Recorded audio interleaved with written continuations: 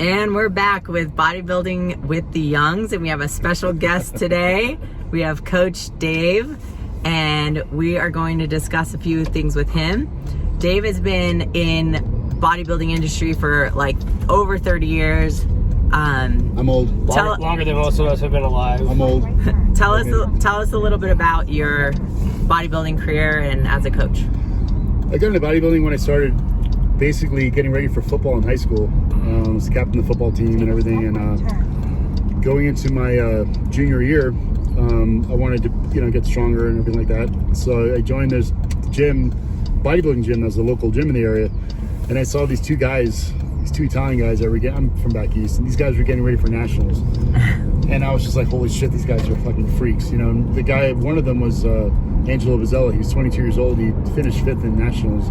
His first, he was like my idol, So I was really good at football, but once I got the bodybuilding bug, I started forgetting about football. I played junior year, whatever, but the coaches saw I was distracted, and then finally I just, got into full-fledged bodybuilding. So I did my first show as a teenager in 1986, and I did really well when I was young. I, won a bunch of local shows. I did nationals, when I was really, really young. When I was in the 94 nationals, I was in the second call, 23 minutes, actually, really good. And then moved out to California and got involved in a lot of trouble right off the bat, my wife and I at the time. And so I got away from bodybuilding. I had to go through a phase. Then I got back into trying to compete as a master years later. And, my body was just kind of, at that point in time, I had missed the window of opportunity. And, nutrition and stuff like that was always fascinating to me. And when I was younger, I'd always kind of like help, my friends, get ready for shows, help each other. That's cool. When I was living in San Diego in the early 90s, when I was competing, getting ready for the nationals, I had a training partner out there, Tom Wigan. We used to do experimental things with diet and stuff like that. So I kind of always had the, the feel for it. And then after I just retired from competing, and there's some competitors, like I reached out to Sam McQuay, him and I became friends, and I just started prepping him for shows, and his very first show he won, and it just started from there. I worked with Sean Roden for his first Olympia and the first Arnold, and Tony Freeman, and that's where the names start. But my funnest clients, my funnest is this crazy gentleman right here. That's one thing. Then got into really high level guys like Adam and Dorian and stuff. But for me, it's a passion of mine. I'm fortunate to be in a situation where I can do this for fun, At what point did you stop at what point did you realize you were, all right, I'm gonna full-fledged coach these guys. I really have a passion for it. Was there a tipping point or something that made you realize I'm actually pretty good at this? Yeah, I think in the first year, I qualified Stan McQuay and Sean Roden for their first Olympias, and then right off the bat. Oh shit! And I got 2 pro cards and on Wyndham's pro card, and so I was obviously there's something here. And I just kept rolling with it, That's awesome.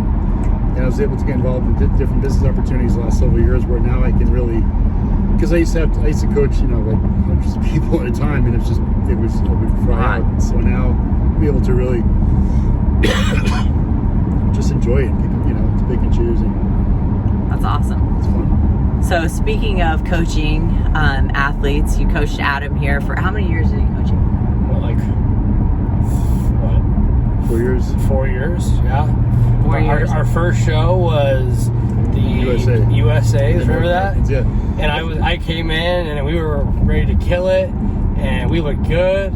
And then about 2 days before, we decided to start junk loading, and I was eating pancakes and all that shit because I thought I was going to come in huge. And they're ready for this, and then let me finish your sentence. So we're with Dylan, right? And we're sitting in the audience, and then Dylan goes to me. He goes, "So that Adam sweats, right?" And I'm thinking about all the sugar and all the stuff. I'm like, oh, salt, shit. Sugar, all the salt, and then lo and behold, now first of all, he comes out. He looks like the biggest, hardest guy. And he was. I was full of shit. Yeah, but then it's the water, the sweating. So I was too full. So then sweating we learned, his ass off. Yeah, it was like 2 full. Then we learned from that, and then North Americans was 6 weeks later. So right. Okay, let's buckle down. No, it's 5 weeks later. 5 weeks later, actually, Pittsburgh.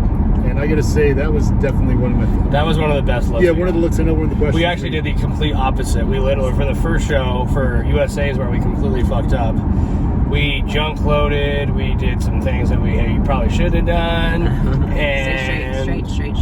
And then for North Americans, when I won my pro card 5 weeks later, we did the complete opposite. We pretty much came in completely empty stomach. Yeah. You know, completely changed our philosophy of how we were going to come into the show, and that made all the difference. And that just shows you right there that last week you can make or break yourself. Yes. Totally. So when you were coaching Adam, when was a time where you felt that you brought him in as his best? And tell us a little bit about what that experience was like. Well, I also want to say that there are some, I'm not saying this as his coach, brother, is that this is a subjective sport, and I want to say that there are some couple shows where some of the placings, I'm going to say it. Dallas. Okay. Yeah, there's one. Okay, so I'm going to say it. Let's go to Dallas. Okay, so North Americans for sure. The pro card, that was a great look. Yeah. Now, Dallas, where I think he was the scariest looking. Completely overlooked, and everyone knows. I got like 15th, and people literally thought I should have won the show. It was like, usually the guy that wins the show is the guy that everyone's looking at backstage. Right. Okay, I've been doing this for a very long time, as I mentioned. I'm old, and I can't tell you how many shows I've been backstage, and it's usually 99% of the guy, it's usually who wins, it's usually the guy that everyone's looking at, everyone's tripping. Mm-hmm. And that was the case backstage, and when he started coming out, I'm like, this guy, and I'm like, okay, well, I was literally backstage looking at people, I'm like, he's not on the radar, and it was, what's his name? The guy who went up second. Oh, went up first. Craig Richardson? And I'm like, okay, this is obviously going to be between him. Anyway, so long story short, completely overlooked. But that look was crazy. And then that was a good one. And then Chicago, a little bit flat, was a couple weeks later. That was. We got 5th there. We got 5th, yeah. So Adam's always been carved to the bone. There's, some fluctuations sometimes with, like, stomach or, like, some little food keeping up. But for the most part, we had a lot of consistent looks, I think. Very conditioned. Yes. I felt, if we're going to look at things and nitpick, I felt that the 2019 Indy was a very dense, plate-loaded, dense. The word dense. Right. Carved out. We had a little. I think we had lost some volume in the legs because I felt we had done too many low days prior to that last week.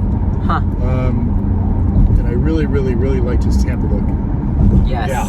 Yes. That to me was more carved out. I was super tight for that. Yeah, he looked like he was made out of plastic. You liked that look better than New York? And then 4 weeks later, I did New York, and I came in a little fuller, remember? And then it was kind of like, I got 4th. To be honest with you, I really like both of those looks. Yeah. In a way, like, I think you were just like, there was more of a plasticky look for, Tampa. For sure. But we had more volume and more pop in New York, so they were both two very cool looks, I gotta say that. I agree. Right. And then we did Chicago, our last one. And that was a tough one because I missed the Olympia by 1 point. Yeah, I'm not gonna lie, that definitely stung me. For sure. That did sting. And there was a shift. Sometimes in there's shifts in judging, nothing against, but sometimes, again, it being subjective. These are things that we have out of our control. Sure. And that's why one of the questions was, talking to competitors who want to think about getting into bodybuilding. I want to say that the biggest word, patience, and being realistic. Yes. You guys, listeners, watchers of this, getting into bodybuilding, there's so many genetic predispositions that need to be placed in order to really, really do well. So sometimes, placing expectations and patience are the two biggest things. You have to be realistic. That's huge, yeah. Okay. 100%. It's going to take time. This is not an overnight thing. Building muscle takes a very, very long time. Building the right amount of muscle even before you think about going on stage. Okay, and then you want to be disciplined. There's some people get the bug for competing, and they'll wind up doing multiple shows every year, and they never give themselves a chance to improve. To really improve. So you want to make sure you give yourself, guys, a chance to actually improve and have good, productive off seasons. And be realistic. Make sure things match. Like if your legs are way behind your upper body, there's no reason to say, hey, I want to jump in this show 16 weeks from now. What's the point? You're going to be missing. You're not going to take the time, build your legs. Yeah, that's right. Just in general, whatever body parts. So actually, try to be as complete as possible before you go in. For sure. Otherwise, you're not going to like it because getting your ass kicked is never fun. So if you just jump up there and you have no muscle, and you just want to do a bodybuilding show, you're going to get your ass kicked, and then you're going to have a bad experience, and then you're not going to like bodybuilding. Yeah. So if you just take the time to put the muscle on, and then you do well, it's going to be a lot more fun experience because, let's be real, winning is fun. For sure. You'll be more competitive that way, too. Great advice. I think one of the things that is unique to you from what I've seen when you've coached Adam is that you mix your proteins. You have him mix his proteins. Yeah. That's one of the techniques that you use in your dieting. Tell me where that came from, why you do that. Explain that a little bit. To me, it made logical sense because we started doing that in the early 90s. I started, like, my friend and I, the light heavyweight, I told you about when I was in San Diego, we would experiment with stuff. I figured out that, you know, I look at proteins as, I'm not a meat or macros guy. Like, to me, a gram of protein is not a gram of protein. Right. Chicken, beef, fish, salmon, grass-fed, all these proteins have different digestive rates, different assimilation rates, and even different amino acid profiles. So for me, I like combining proteins because, let's say we're talking about, beef and fish. You know, to me, there's, you know, different assimilation rates with the fish. And I feel like, you know, your body starts breaking down the fish metabolically, and you get more of a, you know, you get a metabolic reaction from that, and you break down the, you know, the beef easier. Then you start layering these proteins together. There's different amino acid profiles, as I was saying. You complete, like, I think that you can actually create more of a nitrogen balance in your muscles by doing that too. And I think there's more metabolic efficiency. So I see a lot of, you know, and it just seems like when I combine proteins on the athletes that I work with, they seem to just get hard as fuck. It does I personally liked it, honestly, like when I was dieting, because it was just like, it kind of changed things up. Like, it wasn't like 8 ounces of fish every time. It'd be like 8 ounces of turkey. Like 4 ounces of turkey, 4 ounces of fish. You know, so you got, it just kind of gives more dynamic. Yeah, to it gives your you a meals. little bit more variety, I guess you could say.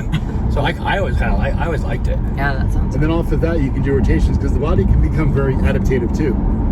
So I would, like, you know, as Adam knows, we would do rotations. Maybe we would do, let's say, for example, we would combine fish with ground turkey. Right.